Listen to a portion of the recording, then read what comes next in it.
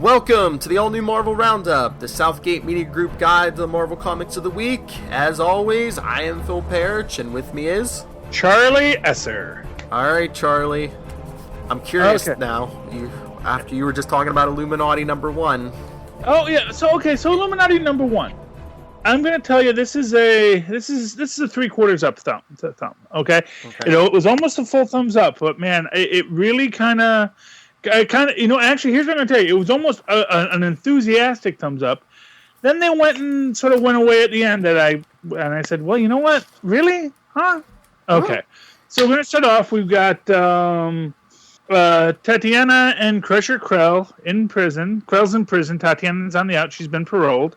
Why, I don't know, but it helps the story. Okay. I mean, and let's just put a little thumbtack on this right now. Why would Titania be being let out of prison? It was not that long ago she was busting out of prison, and then she went back for Thor because Thor asked her to, and just to be cool. But she's out, so she's on parole, and she's got a little bracelet that doesn't take away her powers, but goes off if she uses her powers, because that's important for later. Now, granted, we have spin tech, so we could just take away her powers, but for whatever reason, we're not doing that. Anyway, so she's here, she's talking to Krell, and Krell's like, yeah, don't worry, I'm going to figure out a way, I'll bust out, and then it'll be, Moneybag Central, and be just like the good old days. And she's like, you know what, I don't want the good old days, I don't like getting beat up by the Avengers every time, and I want to go straight this time. Kind of a departure from the Titania we saw in Howard the Duck last week, but we're not going to worry too much about that. So she's basically trying to go straight, and she runs into She-Hulk, and She-Hulk's giving her the business. The heroes come off as really kind of jerks in all this, and she kind of makes the point to, She-Hulk about how hard it is when you're an ex-con, She's living in a rat hole. She's got to pass up temptation constantly. And you see the little security guard, just big boxes of money. He's moving out of the bank. And, she can't get a straight job because no one wants to hire you when you're, as she says, when doom and destruction comes up next to your name when they Google you. And she says you do things you're not proud of. And she show her going to a soup kitchen, which is, quite frankly, could be a lot worse, but we're at least she's eating. Mm-hmm. And then She-Hulk kind of says, "Look, I work with a group that helps people like you. I can get you a job." And she's doing security at Polly's Pawn, which is and the owner is just being a real twerp. And talking all kind of smack to her, within earshot, but she's being cool. Then all of a sudden, these super baddies come in with some kind of laser flamethrower things, led by Peter Dinklage, and it comes up later. Well, you get shown later and say, oh, they drew him to look like Peter Dinklage. But anyway, the short guy, he's the leader, and you got the two big guys behind him, and they shoot her with the zap gun, and of course it burns off all but the most strategic clothing, which makes her mad because that was her best pantsuit. Mm-hmm. And of course, because she got shot with this thing, her power is triggered, so her wrist monitor went off, which alerted Power Man and Iron Fist, who basically, say, come on, we gotta take you in, that you can't do this. And she's like, I'm here, I'm legit, but the owner's saying, no, she must have been in on it, that's why they busted in. And, basically she pretty quickly owns Power Man and Iron Fist, which I guess is well within plot structures, since she normally goes toe-to-toe with She-Hulk, and she is a Dr. Doom-empowered supervillain, but it's kind of shocking, and she gets rescued by the Hood, Peter Robinson. She's saying, look, I'm not with him. This is not who I am. And he basically kidnaps her.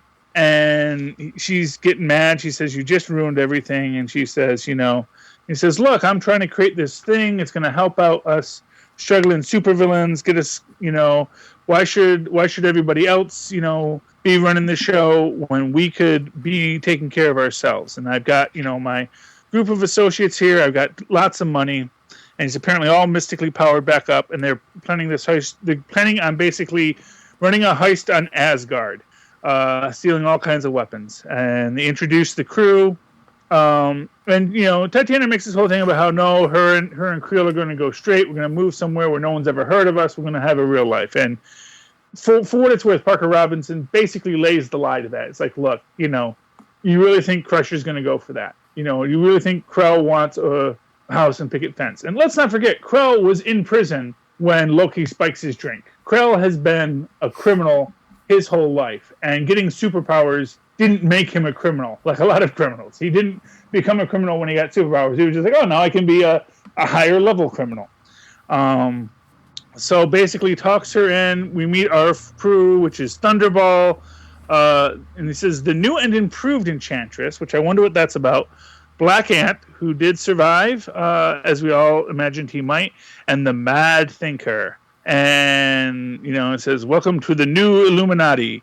Do try to get along, as he goes away. And then we cut in on the gang that was breaking in the first time, and Parker Robinson appears in their cell and kills them because he had hired them intentionally to get Titania arrested, and he didn't want that to get out. And well, it is perfectly, and that's why this goes to 3/4, because I was really feeling it up until that point, but it gets to 3/4 because you're opening with that kind of a betrayal from Parker Robbins. It completely, you could do a reveal of a betrayal later down the line, but it's like, so now we know that everything that he just told Titania and everyone else, it's all a lie, and it kind of steals some of the excitement out of it. I'm hoping it improves on issue 2.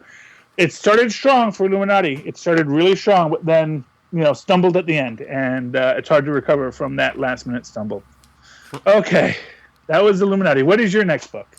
All right, well, I had 4 on my own, so I'll try to get through them as quick as I can, because there's a lot of books. But my first one is Captain America White, number 4. Picks up picks up where last issue left off. The skull is in, the Red Skull is in France. He's in Paris. And Cap wants to just charge head on and take him on right now, even though he's got a million Nazis with him. But the Howlers and the French commandos are like, no, not yet. We got to plan this out, take our time. So they all go to the French commandos' headquarters, which I guess is an old church.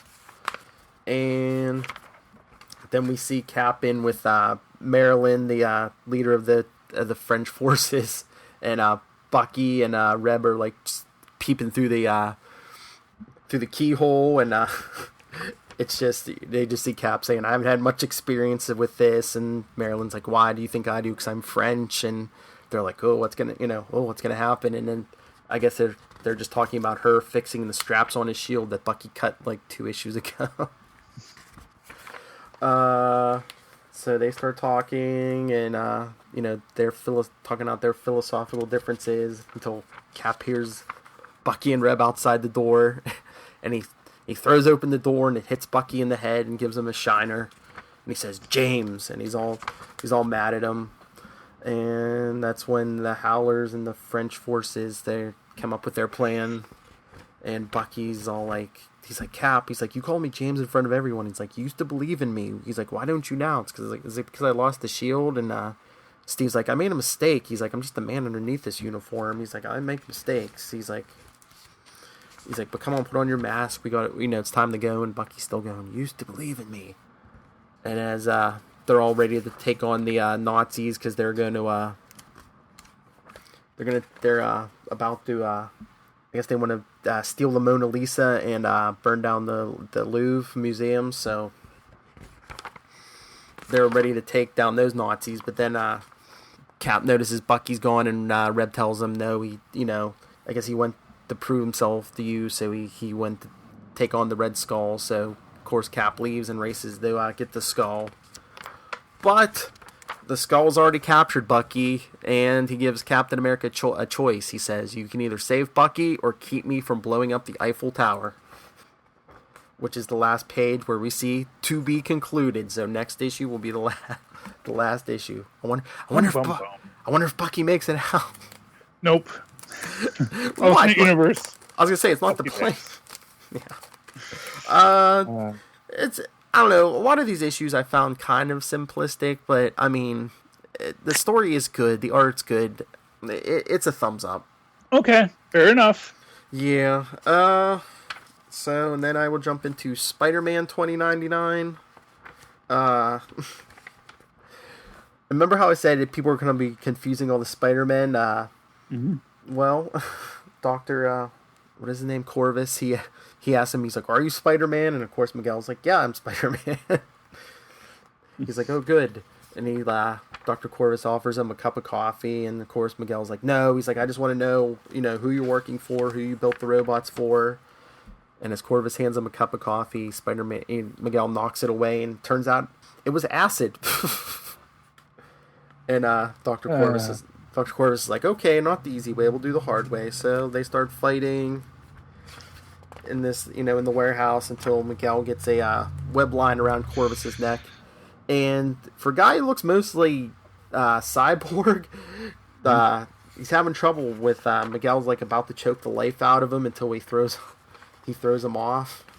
Yeah, well, the head's still like human, so like obviously there's still blood vessels and everything going into the brain to keep it running. So yeah. The head looks human, but even the neck looks robotic. But I guess I'll let that go. But so the battle spills outside. Luckily, there's not that many civilians around, and Corvus calls whoever his employers are because he sees Miguel's body on fire, and he says, I killed Spider-Man. And they're like, are you sure? And he's like, well, turn on my eyes. He's like, you can see through my eyes. And they're like, no, it's not him. And he's like, what? He's like, what's wrong? They're like, look at the rain, 'cause it's raining. And they're like, the rain is falling through his body. It's a hologram. He fooled you. And Corvus is just like, he's like, oh my lord, how? He's like, how did he do this? And of course, Miguel comes in and sucker punches him and says, I'm Spider-Man, you idiot.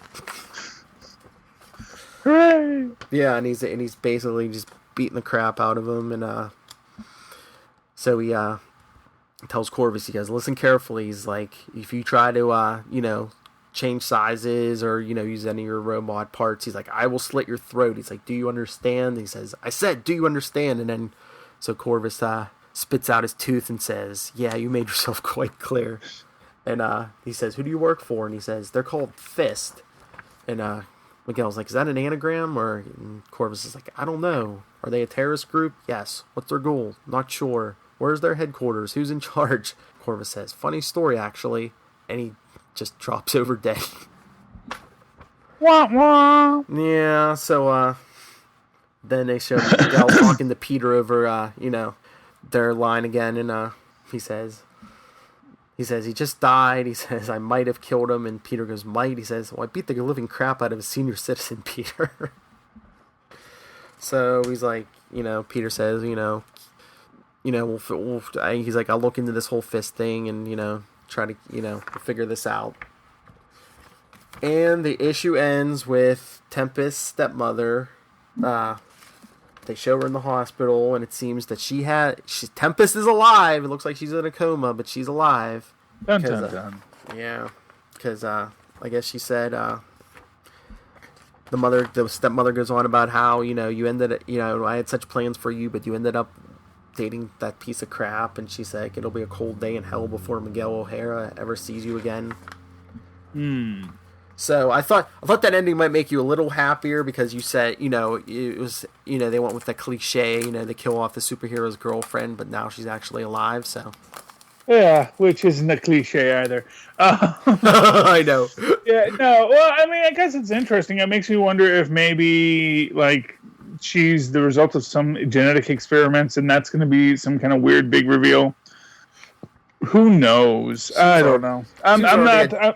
I'm still not impressed by any of the Spider books, hearing the reviews. I mean, honestly, I think we might be getting to a point with Marvel where, because like I said, after this week, I'm thinking a lot of the quality is falling off, man. And a lot of books, and they're charging me an arm and a leg to get the first ones, and I'm going, after I buy them. What I'll say of this week is that for the ones I was most upset with, I'd have to say that they were at least the cheaper books. Yeah. Moving right along. Yeah, Spider-Man 2099 number 3, thumbs up. Okay. All right, I'll get my last two are number ones, both all new. So I'll start with all new Hawkeye number 1. Yeah. Even though the last series only went like 4 issues before they rebooted. Yeah, well, they do that from time to time. So now, is this old man Hawkeye? Is this young guy Hawkeye? Which Hawkeye are we dealing with here? Because last issue we went to old man Hawkeye. But I saw the preview and he was like young and blonde again. So well, it's kind of both because they're kind of doing present day and then they flash to the future. Because Back to the Future. Back to the Future, Marty. Yeah.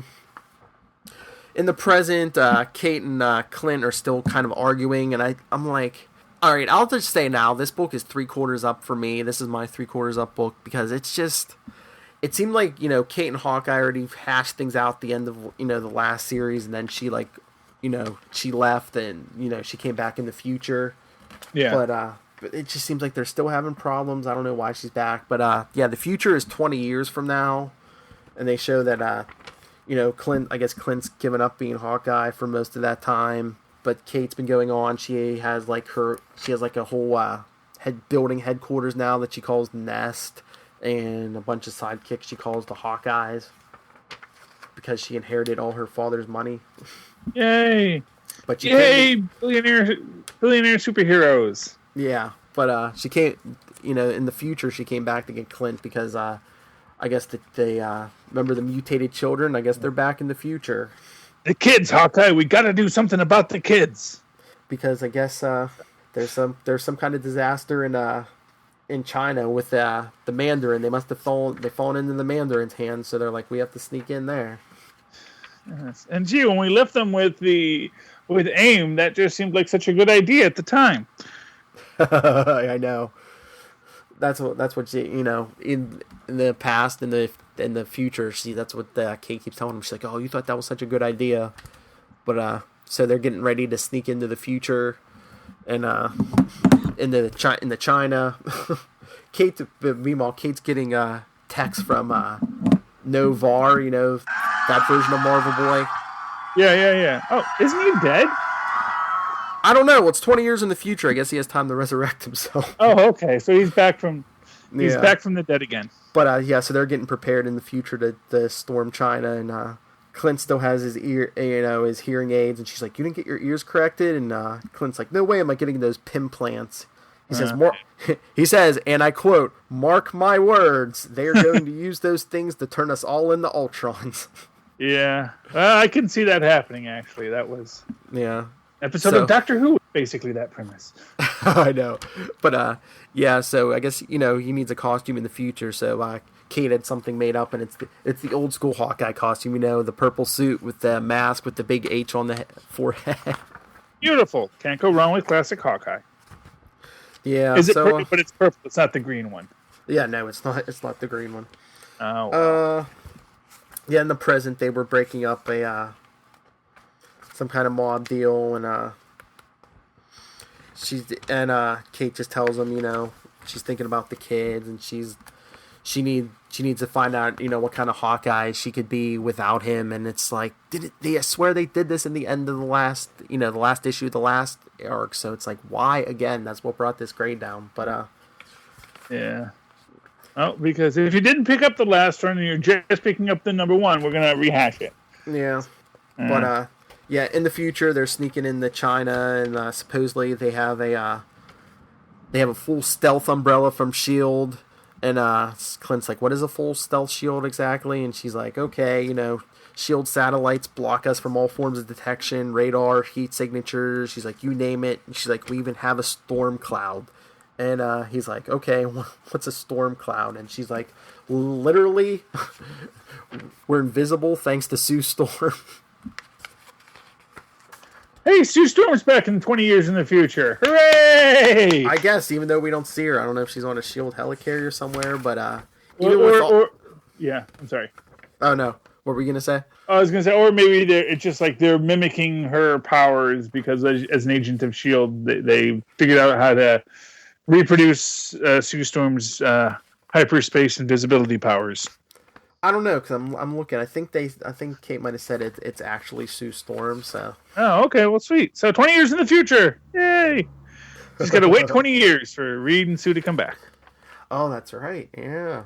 But with all those forms of they can't be detected, but meanwhile they still get caught. They still get caught and then ambushed by on the last issue. They're in China, so of course it's the Mandarin. Ah, the man. But like I said, Spear when you need them. What? Spear. That's the Eastern Hemisphere's version of Shield, as presented in Hickman's mini books. But yeah, like I said, just the whole thing with Kate and Hawkeye in the present. I thought we already did this. It's a 3/4 up for me. All new Hawkeye #1. Okay. Yeah, my last book, which I think I'm going to go with 2 picks of the week. This is one of my picks of the week. All New Wolverine #1. Oh yes.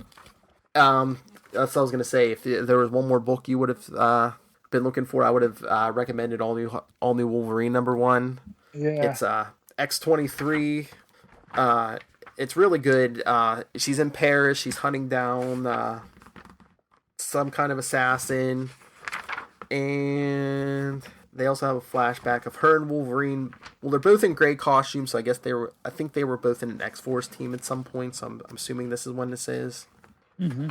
And it's just like Logan giving her a pep talk, and not to push herself, even though she's pushing herself, even though she was injured in this flashback, but because she was injured in the present, she got shot, and because I guess she must have been hallucinating the flashback, but she gets back up and she's talking to somebody, and who says she goes, well, once again the Eiffel Tower pops up. Came up in Captain America White, and here it is in the present day, because she's taken off her trench coat, and somebody's. Can I just say this right now? Paris has a super team. We don't need to be going to Paris with all this nonsense when they have their own super team. Okay? I know, but as will be revealed, the assassin has a connection to X-23. So when she's taking off her trench coat, and there's a voice in her ear saying, "You sure you want to take that off? You look pretty. You're gonna look pretty conspicuous," because she has a Wolverine costume on. And she says, "Everyone here just saw me get shot in the head, fall down dead, and then get up again." She says, "I think I'm past blending." And the voice said, "Yeah, it also looks like you're talking to yourself." And she's like, "Yeah, thanks for that." She goes, "It's okay." She goes, "I want them to see the Wolverine coming," because she's wearing Logan's old yellow and blue costume. Yay, go blue! Yeah, but yeah, she's taking down the assassin who says, "You of all people should be helping us," and X-23 says, "I just want to help you," and the assassin says, "Nothing hurts," and "You will never stop us, you will never hurt us," and "No one will ever hurt us again." And the assassin takes like a header off the Eiffel Tower, and then X-23 says, "Okay." The voice in her ear says, "Laura, I'm almost there." She goes, "Okay, be ready on 3." She goes, 1, 2, 3, and leaps off the Eiffel Tower. She says, "I said 3." Then she's like, "Any time now." And who catches her before she hits the ground? Johnny Storm, because he's in everything now. No, somebody she's starting getting romantic with, an all new X-Men, Young Angel. Oh, Young Angel. Okay, so it works for me. She's like, I thought you weren't coming there for a second. He's like, just counting to 3. He's like, when I don't know exactly where you are and gravity is involved, is a terrible idea. Yes. So they see explosions going off, and so they're following this drone, who I guess is the assassin's trying to use to complete the assassination attempt, and she's like, throw me at the drone. So she uses her claws, she takes out the drone and brings it down, and of course she's all injured because she came down with in the drone crash, and there was an explosion, and she's like, wait, because the Angel comes down, and she's like, wait, don't hug me. He's like, I'm sorry, is this awkward? She's like, no. She's like, I just rode an exploding predator drone. She's like, you think I'm afraid of public displays of affection? She's like, I just dislocated my shoulder, have some 3rd-degree burns, and 3 to 6 cracked ribs. So squeezing me probably won't end well while I'm healing.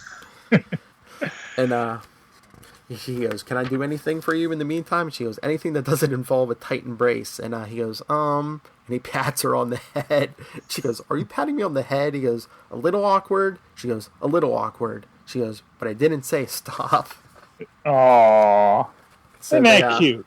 Yeah, so they heal up, and they see the assassin bleeding all over the ground, and she pulls off the mask, and Angel's like, is it true? Is she? And X-23 says, yes, she was me.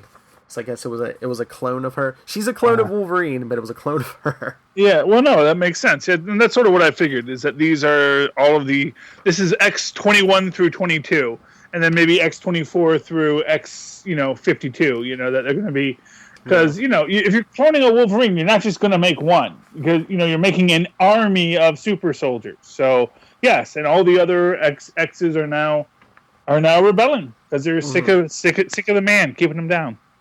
Fight the power. Yeah, because she said there's more out there, and she has to stop them and save them.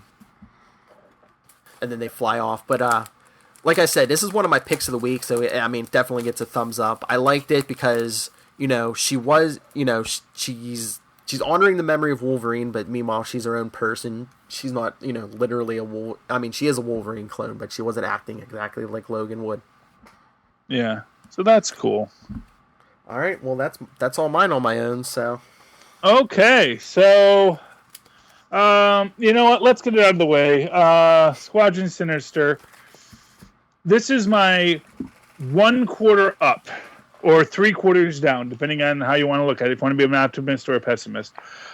Squadron Sinister. Okay, so what is wrong with this book? Okay, so, and actually... Here's what I'm going to say. They kind of wrote themselves into the corner. There's not that many places they can go. I get that. I really do. I really get that they had some limitations on what they could do, and that's why they're kind of where they're at. But so we're going to open it up, and it's Nighthawk versus Hyperion.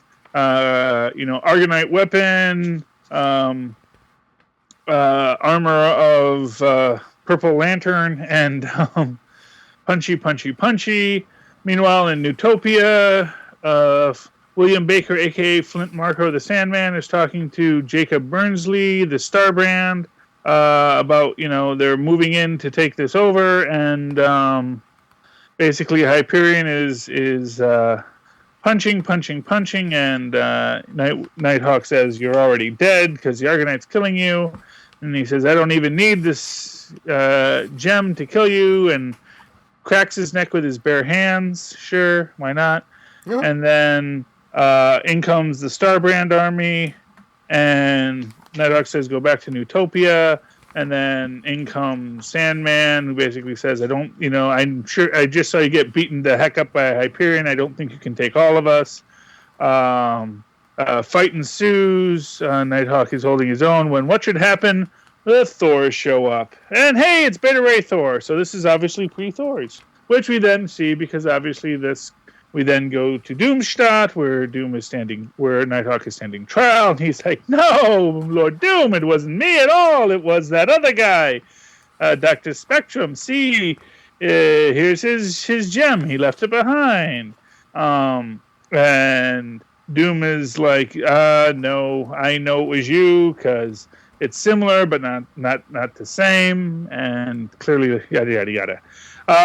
Anyway, he gets into the wall. He goes, and this is why it gets 1/4 up, because okay, Nighthawk lives. We see him at the end. He says, "Let's do this to the Ultrons," and he's going to survive. That's the whole thing. Nighthawk survives. The Utopians do not want the Starbrands taking over because, hey, we don't really want you guys here, blah, blah, blah, blah, blah. It was, this rapid ending to a kind of interesting setup, and then it's like, and this time just having Doom say, I'm Doom, it's just kind of like, okay, well, that just robs the entire story of any any weight.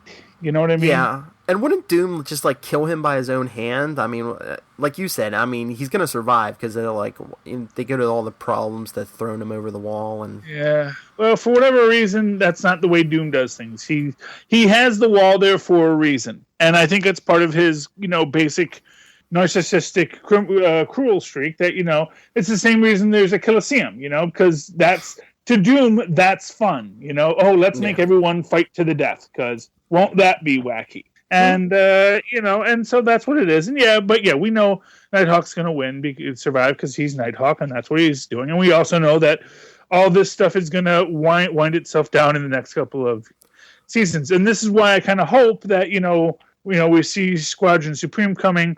That supposedly the Supreme Power Nighthawk, which would be cool to see here. But I do wonder if this Nighthawk from the Squadron Sinister is going to show up. So that is like its one redeeming value. It's like, okay, they left it out for Squadron Sinister Nighthawk to show up in the Marvel universe. So that's that. But but hey, at least it was only a $3.99 book.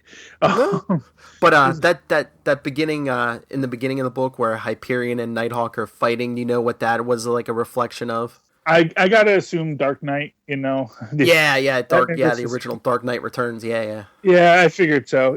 Which is the other aspect of the whole thing. It's like, I guess we'll have the pastiches fight, and it'll look like the last time the real ones fought. Although even the armor, Yeah. Well, that's what I figure.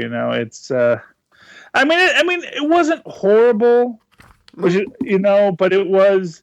It's like it's not up to the standard I've been expecting from Secret Wars. It doesn't live up to sort of where I felt it was when it was kind of building to this. Mm-hmm. Because essentially what you have is the beauty of this story up until this point was that Nighthawk was playing all these angles. And then to just have him be hoisted up like this, when he's going up against, and for what it's worth, he's going up against, even if Doom isn't really a god, even if he doesn't believe that Doom is a god, Doom clearly is watching everything. Doom is clearly, clearly on top of stuff, So, I mean, just thinking, I'm just going to lie to Doom. Because, you can't lie to Daredevil, but you can lie to Dr. Doom. That makes sense. Really, think about this for a minute. We have all these human lie detectors in the Marvel Universe, and we know that, you wouldn't be able to get away with lying to Daredevil or... Heck, even the Punisher, if he's got like his little handheld truth detector. I was gonna say, even Doom's armor could have some kind of like scanner to like scan his vitals, tell him exactly. It's like, and it's not like Doom particularly needs to have hard evidence. It's not like. It's not like, you got me on a legal technicality, curse you and your swift legal mind. No, it's like, you might not have done it, but you know what? I'm still going to send you to the wall anyway, because, I'm Doom, and that's sort of what I do. It's kind of my thing. So that's what I'd say on that one. So so that was Squadron Sinister, the last of it. And I think it's also so disappointing. Like, here's what I'm going to say: if like previously in Squadron Sinister, it had been less interesting, then maybe I would say, okay, I wouldn't have gotten all the way to 4.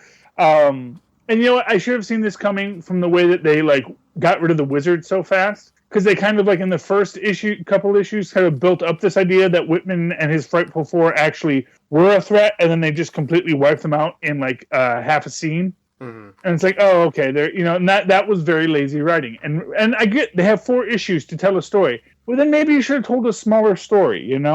Maybe you should have not had so much chaotic stuff going on.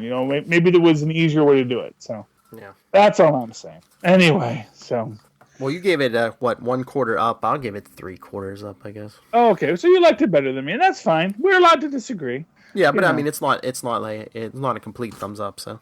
Yeah. Okay. Yeah.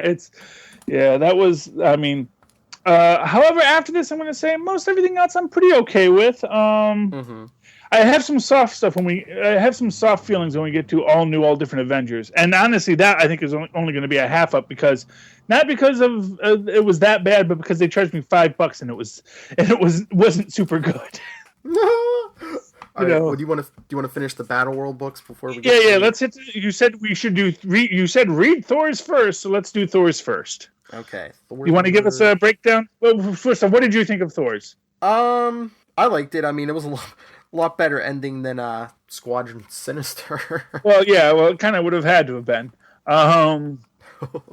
Although I will say this one also kind of felt, it's like, and this one, and I think to some extent on Secret Wars 7, I think there is this sort of rushing, in these issues where like, okay, and it gets to this point where it's like more battle than reason why we're battling, and so that's sort of, that's the one minor knock I might put on this. And also not enough coolness with Loki. And that's the other thing that I'll say. It's like we get Loki in our first scene, but then no more with Loki after that. It's about the Thors. And I can get that, but at the same time I kind of feel like, I would have liked to have seen Loki be more proactive in this. But or at least more active, because he seemed to know stuff and then everything kind of falls apart, and then basically he does some hints and then then his character is basically just forgotten. Well, he gets his one scene and then the battle starts. So, but anyway, you want to give us some narration? What was your big scenes in this? What did you think was pretty good?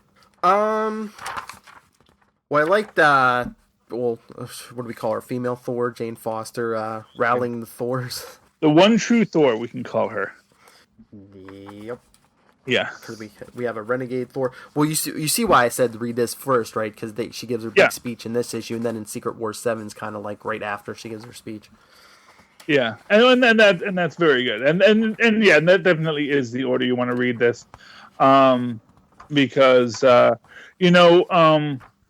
and I do like how it plays out. The one thing that kind of like strikes me as weird in this whole thing. Oh, actually, no. That's when we get to Secret Wars. So I'll get to that. What was weird about that? But and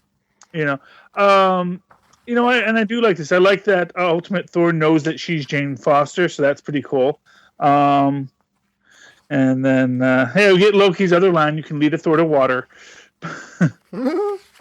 Yeah, and I also like to Odin's son looking at Rooney's hammer after he is no longer worthy to hold the hammer and says, maybe next time. That was pretty cool. And I really liked, Ultimate Thor's hammer going somewhere. And else, which is that very interesting point of order that Asgard still lives somewhere and Thor's hammer returns to it. So when Odin's son said maybe next time, do you think maybe that's the next time? You think Jane's gonna have the old hammer, and this is Odin's son's gonna pick this up? Maybe that's actually a very good idea. I didn't even think of that. That's actually because it has the whole inscription on it. You have to be worthy, but who created this hammer? Doom. So how worthy do you have to be? Or did he? Or is that just the ultimate? Is that actually? We're not quite sure because. Well, we know. Here's the thing. Here's what we know. All these Thors are the Thors from their alternate universes. Mm-hmm. So that is the ultimate Thor. His world has been restructured because of Doom, but it is the ultimate Thor. And so I do think that is. I think all these hammers may actually be Thor's hammers, but that Doom. I mean, Doom says he built them, but Doom says a lot of stuff. Mm-hmm. Yeah. And next month is Mighty Thor #1, and I tell you, we got another heavy week next week, and I do not know if Mighty Thor is going to make it. The only thing I'll tell you, what's keeping Thor on my list is that issue 2 is the return of Loki. So, yeah, me, I love my Loki. Yeah, I mean, I'm going to give Thor's final issue of Thor's a thumbs up. It was definitely a good book, definitely worth the $3.99. Get no arguments from me on that. Yeah, thumbs up. Okay, and now Secret Wars 7, which opens up with the Prophet leading the rebels against the Tower, and Franklin and his Galactus are sort of sitting there, and it's interesting because I do wonder what's going to happen with that. We see Sinister and Captain Marvel basically kick the stuff out of the Goblin Queen, and then Sinister loses his head, quite literally. And Apocalypse is kind of happy to have some war, and then the Thors attack, and then this is the part that kind of I don't quite get. The Maestro returns. Yeah. And it's like, wait, didn't we just leave the Maestro in his own mind? You know, I mean, how did he escape? And he's got this army of Hulks now. Did it wear off, or could it be another different version of the Maestro? Yeah, that's the thing I'm thinking. Maybe it's a different Maestro, you know. And then you've got Reed and Reed chatting stuff up, and Star-Lord, you know, can you pilot us in there undetected, Star-Lord? Absolutely, probably. There's a decent chance.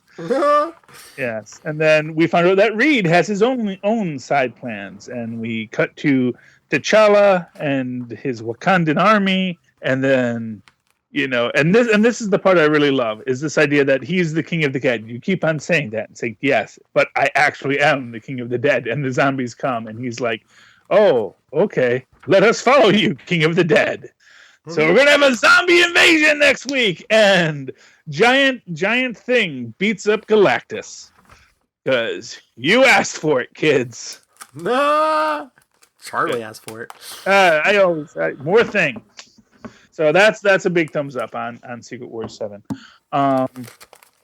You know, I only have one pick of the week this week. Because really, I'm going to be honest with you, only one book I think really even came close to being a pick of the week for me.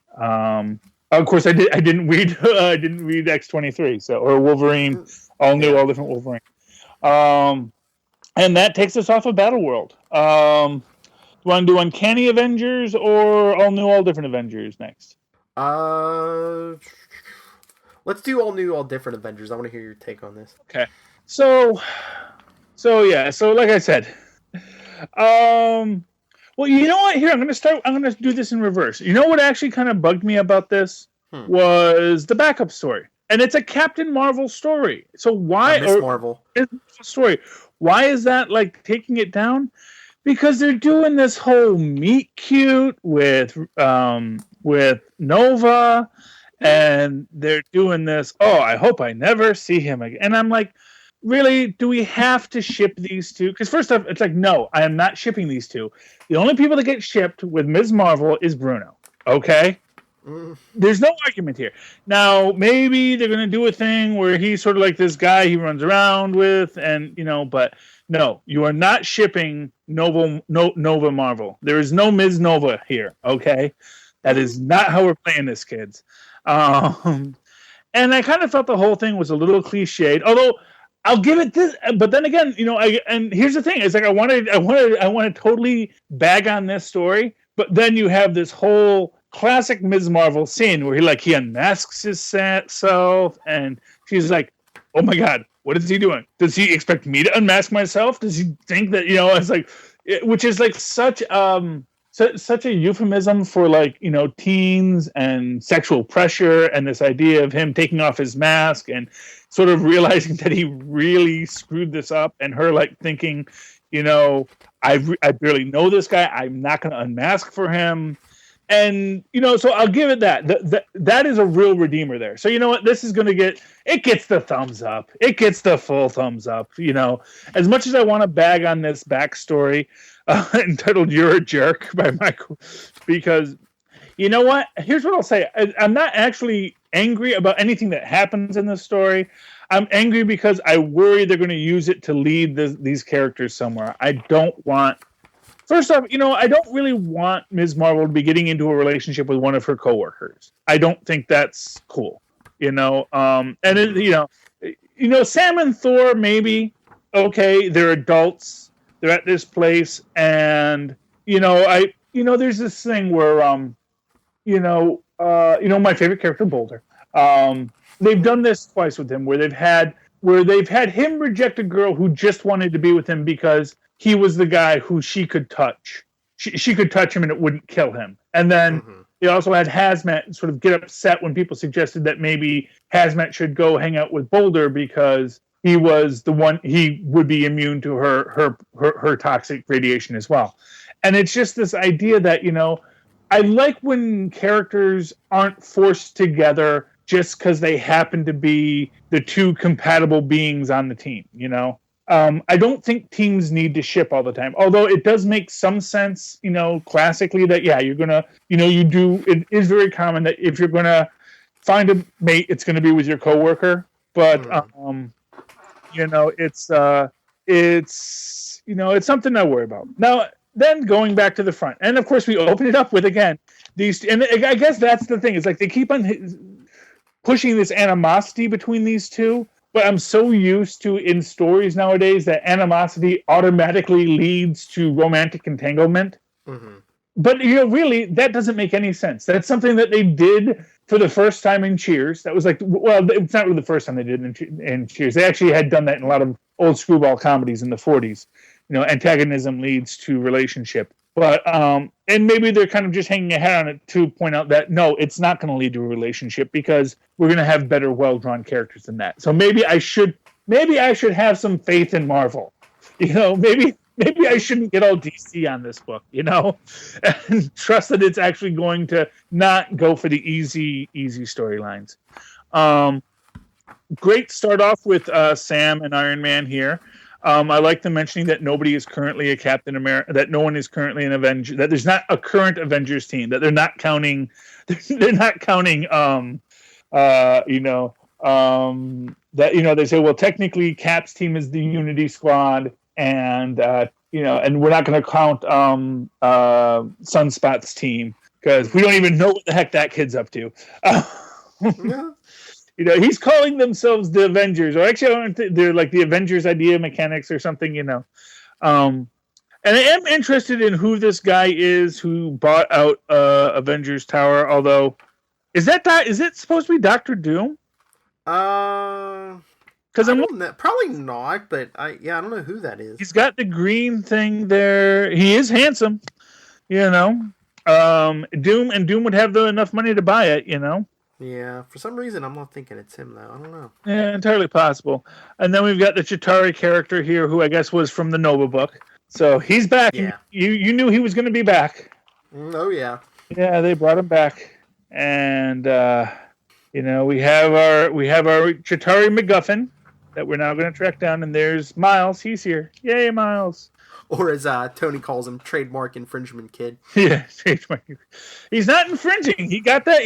Pete is totally down with all the Spider-Man, with his Spider-Man Incorporated. Now, here's the thing I'm going to ask you. The car turning into the Hulkbuster armor. Cool or kind of like, really? You're going to do that? My whole problem was like Tony's going on and on about how he's cash poor, but meanwhile he has the armor in his solo book where that's like the most powerful armor ever because it has like the capabilities of all the other suits, and now he has a flying car that turns into a Hulkbuster. Yeah, I mean no, but of course that's his thing. He's cash poor. His funds are corporate funds. Okay, so he built all this before Secret War. I don't know. No, it's all after. But so I can get the cash poor angle. The cash poor angle is he does not have cash because he shows it's empty. And the idea that he doesn't have and he doesn't have money to fund Avengers. He's got money to fund his suits, and and maybe Stark is taking a hit. We see that Parker Tech is now the Shield go-to guy. So and that was a big money train that he no longer has. So you totally get that, and so I can get that. I mean, it's like this. He's no longer a trillionaire. He's now just a regular old, paltry billionaire. Mm-hmm. That's where he's at, and getting completely owned by Chitauri villain guy. Although one imagines that when we come back next week, we're going to see Ryder and or not Ryder, Sam and Kamala reform the team. Yes. So Oh, the Vision's in here too. Yeah, yeah, yeah. Oh, and I kind of want to get the new Vision book. But again, Marvel's not giving us a bye week, so it's like I can't catch up with that stuff. I know. I mean, I would have loved to get the Vision and the Scarlet Witch book, but there's too much stuff, and when you're giving us $5 books, it's like, come on. Yeah, and like I said, and you know what, it's going to hurt them because, like I say, Thor is on the bubble. I mean, and I love the Thor, but right now I'm looking at it and I'm thinking, oh, Jane Foster is still Cancer Girl. And it's like, do I really want to be annoyed by that storyline of I'm dying, still dying. Look at how dead I am. Look how almost dead I am. Still dying. And I know that's going to be the gag. And do I really want to dig into it when there are other books that I really want to look at, like Squadron Supreme, like Red Wolf, and all that stuff. And honestly, I'll tell you right now, if it wasn't for Kamala Khan, I don't think I would be going with Avengers right now. All new, all different, But I'm a big Kamala fan, so I'm going to follow her through, Yeah, I think Sam and Tony are keeping me here. Yeah. And, Ant-Man is really on the bubble too right now, but then I remember that, She-Thing comes back. So I gotta get Ant-Man next week. So, because I want Ms. Thing. Ms. Thing is back. Not She-Thing. Yeah. She-Thing is Sharon Venter. Ms. Thing is the other girl. Although, hey, really want to see those two throw down too at some point. Ms. Thing and She-Thing. Okay. So you give that book a thumbs up? Yeah, I'm giving it a thumbs up at the end of the day. Kamala pulls it out, and if I'm not going to be all DC about these books, I'm going to give it a thumbs up because I mean, like in DC, if I was a DC fan and this was a DC book, I'd just be like all ripping on it and not finding the redemption. But I'm going to say, you know what? They didn't actually do what I'm complaining about doing yet. Even though I think that's where they're going to go, I'm going to actually say no. Marvel is better than that, so I'm going to say no. I'm going to give it a thumbs up because I don't believe they're really going to where they're going to go. Mm-hmm. Okay, moving on down to Uncanny Avengers. Now this was interesting. What did you think of the time travel concept at the time travel reveal? It was interesting. I like it because I like Cable and. Of course, I get he's thinking about Deadpool because they had that team up book for a while. Yeah, they're kind of like buddies. Yeah, and I see that he's wearing the A next episode. So at least on the cover. So do you think that we're going to get Cable as a member of the Unity Squad?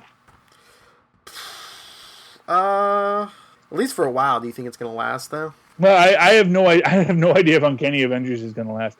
I'm intrigued by it because here's what I'm going to say about Uncanny Avengers. I don't know where it's going, but I am excited by the concept. I'm excited by Steve Rogers as he's being presented. Oh, and I'll tell you what, I am actually. I was like, we were down about the annuals next week, and then I saw the preview for Uncanny Avengers Annual. Yes, the third issue is the annual. And it's got a cool little flashback with a bunch of 1940s magic users, including hot Agatha Harkness. Oh no! First damn. Yes, hot Agatha Harkness, kids. Agatha Harkness back in the 40s when she was all witchy woman. So it's cool because she's like the one character who doesn't have like a code name. It's like the Emerald Warlock, the Death Dancer, and Agatha Harkness. And she's like with her little pot of tea, and they go to the bar with no walls, and it looks really intriguing. Seeing Cap with these magic users, and then his own team. Now here's a question for you: Did what's his name? Did Cable always have this sentient tattoo thing, or is that something new? No, that's new. I've never seen that before. Yeah, I was going to say, well, geez, that seems like a pretty cool thing, but if he's always had it, that's kind of a dead giveaway. It doesn't really hide who the character is. And so anyway, so for those who haven't read the book, just to give the basic plot line, so you've got these spores and these animal dogs attacking Boston and fighting. You see a really kind of crazy scene where like the baby is infected with the spores and she's all green and leafy, and then Synapse is able to cure her. Synapse can't fix the animals because they don't have a central nervous system, but she can fix the baby, upping its immune system to fight it. And then Johnny Storm takes the dead guy, and this is actually pretty cool because we get a little flashback with Reed. And, Reed says, "Believe it or not, there may come a day when you need to know about science." You're kidding. That's why we got you, Reed. Sad, pensive face, Johnny. Once again, you were right. Then he figures, says, "I may not have a brain, but I know where to find some." And he takes the body to where? MIT, where all the nerds gather around. And he says, I have so many questions about Dr. Richards. Will there be any posthumous publications of his scientific endeavors? If so, may I? Listen, Reed's not around to help us anymore. He would want you to help me, help this city. The Avengers are doing damage control, but we're going to find out what's causing this reaction and stop it. You help me out, and I'll tell you all the Reed stories I can think of. Is that guy dead? Yes, but I didn't do it. This poor fella is going to help us figure out what's happening. So we're going to get the nerd squad from MIT who are the guys who hacked Tony's armor to fix this problem. So that's going to be cool. And then I also got to think that him putting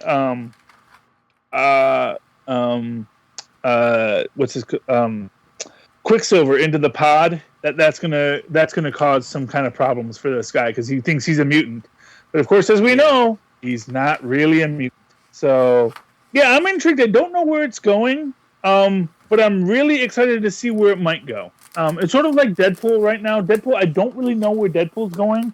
I don't know what their concept is.